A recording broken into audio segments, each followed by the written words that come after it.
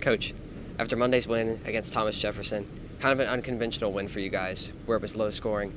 But what do you think that win said about this team this year? We were very fortunate to win the game because offensively, that was probably the most we struggled this season. However, the defense was probably the best it ever was this season. So it was nice that those two things happened on the same night, and as a result, we got the win. Now, we knew coming into this, revamp or retool that rebounding would probably be an issue without Emma Blair. Headed into the playoffs where you're giving up a lot of second chances, especially against Thomas Jefferson, that was evident. Is that a concern headed into the playoffs for you guys? Yes, it is, and it's more the offensive boards that we're struggling on. Defensively, we're holding our own, but on the offensive boards, we're not getting second shots a lot of times, and that's given us one shot, and therefore the other team is getting more shots than we are a lot of times in the games. Now, on the other hand, your on-ball defense has been pretty good, I would say, over the past 2 weeks, 3 weeks in particular. What does it say about the man defense that you play and the highly critiqued zone defense by me? We've actually been using a hybrid of both. It depended on the game plan of the team. The man defense has been up and down this year, and as you said, it was very good lately. So we've been working on that, and we've been mixing in that zone. And the zone is played mainly depending on our opponents, their size, how many shooters we think they have. So it says that the girls have done a good job listening to what we've wanted to do for our game plans. Now, we know on the offensive side, the usual suspects, Camille, Josie, and Ellie, we know what they can do. But whenever Belle and Carly bring it on a consistent basis, what kind of level does that give this team? Oh, it's going to take us to the next level. And Belle started out the game with 9 points in the first quarter last time.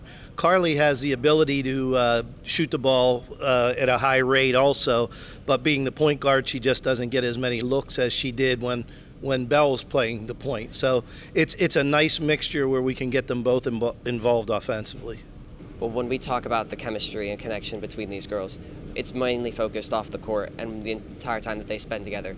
But in terms of on the court, is this the best that you've seen it so far this year and maybe compared to other years? It's the best I've seen it so far this year, but it's very comparable to the last 2 years, actually. The team, I felt, was just about as close on and off the court the past 3 years.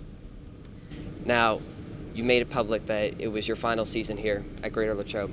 If you could take a minute to go down memory lane, what were some of your favorite moments as Lady Wildcats head coach? The first year, we were in a situation like we're going into tonight. If we won, we were in second place, and if we lost, we were in a tie for fourth, and that was versus Hempfield. Obviously, climbing the ladder the 2 years for the section championship, and this year ranks right up there with the last two. I mean, I told them the other night, I'm just as proud as this season as I have been the last two. Your final regular season game for this season is tonight against Penn-Trafford, and your final regular season game as head coach is against Penn-Trafford. In both instances, how do you make it end in a win? I believe that last time we turned the ball over against them in the second half. We had a 5-point lead going into halftime, and we didn't take care of the ball in the second half.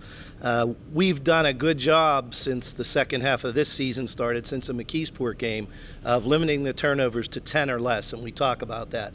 And I think if we keep those turnovers in that area and we play like we normally do, that we should be able to come out with a victory tonight. Coach Burkhardt, thank you, and good luck tonight. Thank you, Richard.